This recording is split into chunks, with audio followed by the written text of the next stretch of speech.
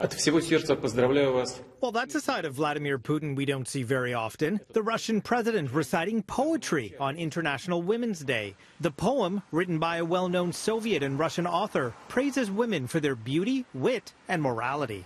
Women's Day was marked in many ways around the world today, including this unprecedented demonstration in Spain today, where thousands of women staged a 24-hour strike. The labor stoppage getting off to a noisy start with a midnight pot-banging protest in Madrid. Those taking part in the walkout were calling for an end to unfair wages and a tougher stand against domestic violence in Spain, where 99 women were killed by their partners last year. As the sun came up, hundreds of women brought traffic to a standstill while waving flags provided by some of the country's largest unions.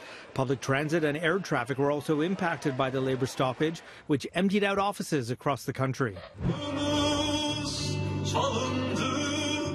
In Turkey, women take to the streets with their hands bound, calling for freedom for those who have been thrown into prison in neighboring Syria.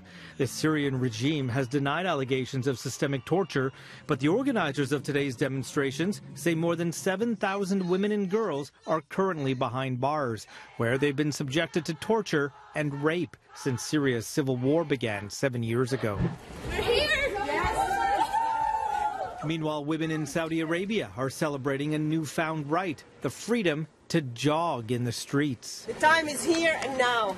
While the country certainly has a long way to go when it comes to equal rights, new reforms brought in last year have granted women the right to drive, go to the movies, and take part in other public activities. We're extremely blessed that we have this ability to go out and run in the streets.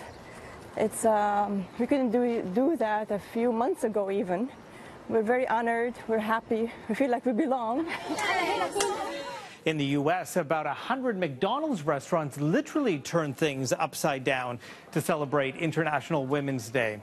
Now, the movement even spread to the company's Twitter account. You can see here the M turned into a W, and on the company's Instagram page.